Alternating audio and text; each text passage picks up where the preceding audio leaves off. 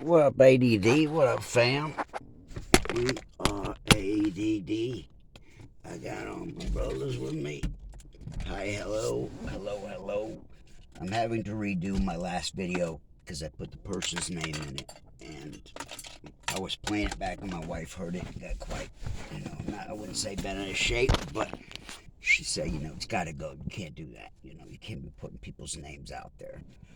They see it. It could be problems for me, along with how hurt they'll be, this kind of stuff, right?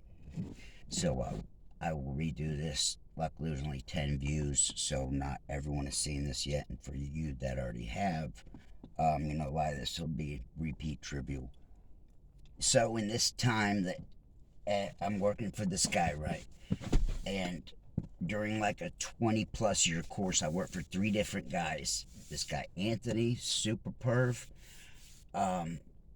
Doug, the guy I lived with, some of the stories. He was the stores. He's the guy I worked for that when I did all the stores. So there was Doug, Anthony, and a third guy, Mike Powell. So Mike was a older than me guy, and so I worked for this guy painting off and on for years. I worked for him steadily for a couple of years. Like I said, I worked for all 3 of those, but there were times I worked for just him, for Mike Powell, for many years. And so I had been working for him for quite some time, and Christmas was coming up, right? And so I take him, we go shopping, and he goes and buys himself this $500, $600 TV, this new Sony IR TV, right? So it was like one of the first flat screens, but this was before LCD, before all that. So it was still, old body. The screen was just flat, but it was still thicker. But it was nice in that time. So we go in, we pick this TV out, and during this day is when he tells me, I can't wait to give you your Christmas present. I have it picked out and you're going to love it. Oh, you are just going to love it. So we've been talking previous about this. I just bought this surround sound system for my house when fiber optics first came out. So he knew that had been wanting a TV. So I think he's getting me a TV. And, my heart's set on this. And so the day he bought the TV is when he first told me about it. It was a couple weeks before Christmas. So he goes on for the next 2 weeks about this Christmas present. He can't wait. He's so excited. At this time, I'm excited too. I've done told my wife, we're getting a new TV for Christmas and all that. My heart is set on this thing, okay? And so after the few weeks is up, and then it gets down to the time. And like I said, this whole time, daily, he's telling me how he can't wait to, give me this present. So it gets down to the day, right? So the Christmas morning, I know I'm getting my present. It might have been the day prior to Christmas Eve. I don't remember exactly, but I knew it was that morning I was getting the present. And he made breakfast. We ate breakfast. I went out on the deck, took a couple puffs, smoked a cigarette, and come back in. And there's my Christmas present. And I've been sitting there for 2 weeks. My heart's set on the TV now, right? So, as everything else in life, it doesn't wind up being what I want, what I think it is. The SOB got me a jacket with the company logo on the back of it, right? A black jacket with his company logo on the back, and it had Mike written on the front. We were both our names are Mike. So it was like a complete, spit in my face. I was heartbroken. I was distraught. I'm trying to give you words how I felt without cursing. It's next to nearly impossible, put it like that. So he gives me this jacket. I look at this thing and I'm like, about to puke, about to vomit. So, I leave, and, I don't even say thank you. I'm hurt, I'm pissed, this son of a bitch, takes me to go picking out a big ass TV for him, and he gets himself a TV and gets me a jacket and tells me how much I'm gonna love the present and all this and that. It's something you just like give somebody period. You don't call that a Christmas present. So he was that kind of funny effer, right? So he pulled this kind of dirtbag shit all the time. So he would give me I'd get a bonus like once or twice a month, right? But my bonus was taking me to Red Lobster because not because a bonus, which he should have given me 20, $40 or whatever. No, you got to come get your bonus, because he was alone, single. So he wanted someone to eat with. So he'd be telling me I'm getting a bonus this week, and then take me to Red Lobster, like total spit in the face to the wife and kids and all that as well. Just a dirtbag type of dude, right? Doing, that was his way. And so he was alone through all this time, and as I discussed, he was single for many years, so he knew about all these spas around town, right? I didn't know at the time. He peeps game, tells me what it is. He says all these spas, that you pass, that 9 out of 10 of them are whorehouses. So I didn't know that. Found it, quite trivial. And we'd be driving around all the time, going and doing jobs, looking at jobs and stuff. And he point one out. Oh yeah, there's one. Oh yeah, there's one. Like all the time we were together, it was one. If I was working in a different city or town, he would know where the whorehouse was in it. And there was one right around the corner from his house, which also had to be around the corner from my parents' house. There's a whorehouse, right out in broad daylight.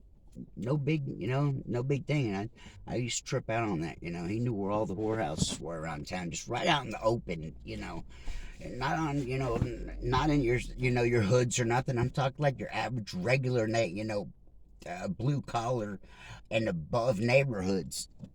So, I used to trip on that, and he was big on the whore thing. So he was alone for all this time.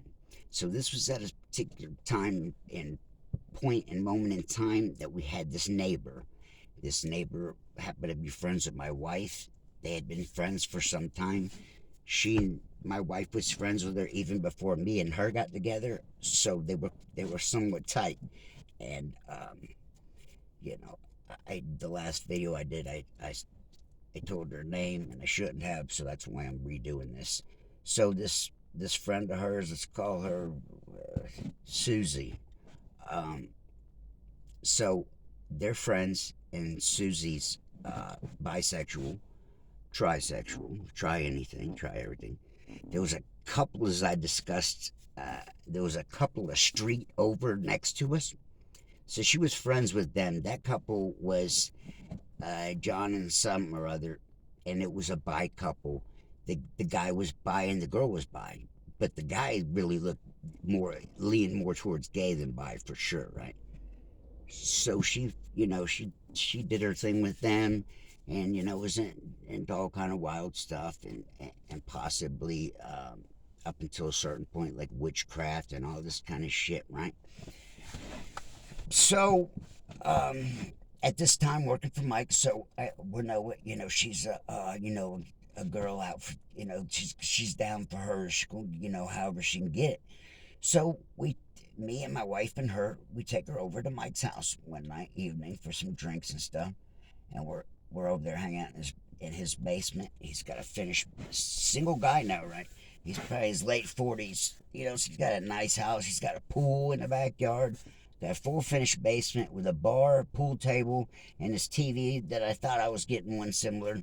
So we're over there kicking. We take her over there. We're over there kicking it one night. We're having drinks, and Mike gets his thing on with her. Not that night, but they hook up, and she starts charging him, and he's taking her shopping to the mall, and he's taking her and her daughter shopping to the mall over and above cash. So he was like a kind of a big spender, in that aspect. So there's like a 20 plus year gap between the two of them. From this girl Susie, my wife's younger than her friend, and him, he's in his late 40s, and so they do their thing, and as everything else, time runs its course, and that ran out. And so he's on the line. He's now on the computer with this chick. He meets this chick from the Philippines, right? And so he his whole family was trying to talk some sense into him, But he had it in his head that he's going to go marry this girl from the Philippines that he just met on the computer, right? So him and this girl, they're doing like the FaceTime and stuff. That was, AOL when it pretty much first started out. But, they had each other's camera. He could see what was going on in her house. And so she lived with her family, right? Mother, father, brothers and sisters. And as they were talking and conversing, she's my buddy Mike saying, "Who's the kid?" And she's saying, "That's Jack. Jack. That's my brother's kid, right?" Jack and the whole family. Her brother is sitting here playing with this kid. She's not paying no attention. She's just glued in on him, right? So no one thinks much about it. Um, you come to find out, Jack was hers. She pawned her kid, Jack off on her family, and we would told people like Mike that's not his, so lied about having a kid, left Jack behind, and after talking with the sucker Mike on the computer for an hour, convinces him to go over there and marry her and bring her back. So that's what he did, and he paid like it was 10 grand for this, and yeah, it was a slew of money he had to pay out to make this happen, right? So as you can already imagine, if you've seen two of my videos now, it never ends good, never ends good. So he goes over there. He's done paid a slew of money now. He's now gone over there as part of the arrangements. You marry him, you get your you get your green card, whatever, brings her over here. He goes over there. He's there a week, pays a bunch of money, marries her, gets it took 2 years to get her over here, right? He went through it. He jumped through hoops, for 2 years first, I believe, a year to two, and got her, went over there, married her, bring her back here. She comes here. They move from where he lives to now he moves to Tennessee, so he moves out of state from us. So I don't see him much anymore. They have a kid immediately, right? And then so he's living up in Tennessee. I'm down here working with Anthony. I get a call one day. It's Mike. Can you come help me on a job? Yeah, sure. You need help? Yeah, sure. So I call my boy Manny, who I've talked about.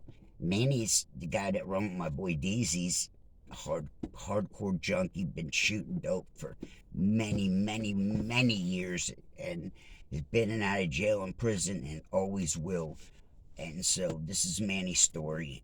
And so I call him in the same neighborhood, which I never discussed. This neighborhood's Polo Fields, the Polo Fields of Cumming, right? It's like this big, huge deal for here in Atlanta. Everyone in this neighborhood's a somebody.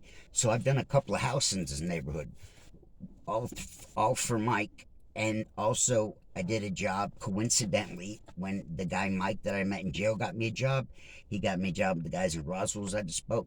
I got one of the jobs was in this neighborhood, Polo Fields of Roswell. Of Cumming.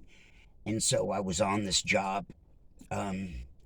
Through the job that Mike Adams got me, and I was on this job for several months. We repainted this mansion, right? And Manny was on the job with me. Repainted, re-sheetrock mud, the whole inside of this mansion, right? We were there forever. Redoing their kitchen cabinets, the whole nine. Turned into a flop. People didn't pay at the end of the job, went to court. Anyways, Manny was on this job with me for several months. And there was many days that he was dope sick, and there was quite a few days he sat in his car for the entire day, sat in his car in front of this house, and I covered for him that he was dope sick, and he literally couldn't get out of the car and none of that. But there were some guys that were working with him, so he had to be there. So I covered for him in this neighborhood, Polo Fields. So now fast forward a year or two, and Mike calls me out of the blue. And he says he's got a job in Polo Fields. Can I come help him? I happen to be free. I said, yeah, sure. I call Manny. We go down there. We work in the Polo Fields again together. Manny's shooting dope. He's half with it, But he helped me do what I had to do for the day, right? So we're up on this steep-ass roof doing this crazy, wicked, dangerous, scariest shit I've ever done, right? There's this fireplace in the middle of the roof, right? This fireplace was layered in the middle of the roof, so there's like no walls to position off of. So you got a ladder and you're on top of a roof and I'm on top of that ladder and it's literally like this, right? I'm doing all I can from falling backwards. I'm on the top rung, the ladder's too short, and I was sitting there shaking and shivering, and Mike and Manny were sitting there with me. Manny was footing the ladder, and Mike was helping me. And right in the mix of that, the phone rings. It's his wife calling him. He's out of town now, calling him, dropping the ball on him right in the middle of his job. Uh, I'm leaving you. I've been seeing someone else, and the Philippine chick is bailing out on him and tells him, "I don't love you, Mike. I've met this other man. I'm I'm leaving, and you need to come here and get your daughters ASAP yesterday." So drops that hard of a ball on the guy, right? He's out of town, she tells him this. He's sitting there doing all he can to keep it together. But if you back up and see how I talked about him, what comes around goes around, all that kind of stuff. It's come back to bite him. So yeah, we're sitting out of town. He starts crying, and like I could, read him and feel him. He didn't have to say nothing. I knew what it was right then and there, and he went into panic mode and heart fluttering and all that. He was already diabetic, and I'm not sure if he did insulin, but he had done all kind of medicines and shit. Like he wasn't like he was one of those guys who's not really healthy. Wasn't a druggie or nothing like that, but would have to take medicine for this or that, whatever, cholesterol and everything. So it about dropped that guy. Died. It about killed him right then and there. So that was his story. So there's lessons to be learned in these stories that I tell. I've seen a lot of crazy stuff, good, bad, and indifferent. More worse than good. But some of the good I've seen is way out there. So look at some of my stories and my coincidences. I have coincidences that are literal brain F's. Take a look at them. We'll go through all those one day. That'd be a story on its own. What else? There was a little bit more, just a little bit more with it. I'm trying to recap the story I just did about this and not miss any of the key parts. Yeah, so our neighbor was pimping herself out to the guy. He was always buying hoggers. He was going to the spa every Friday after we get paid. We'd go a lot. If we did good that week, I'd get a bonus. We'd go to Red Lobster, or he was going to the whorehouse. So I haven't spoken to him, in quite some time. And after he's at if and when he sees this video, we'll pretty much be kaputs. No, but anyways, I don't have no hate or no nothing like that, no animosity towards him. I'm just telling it like it is. How I seen it, what it is, what it do, what it will do. You know.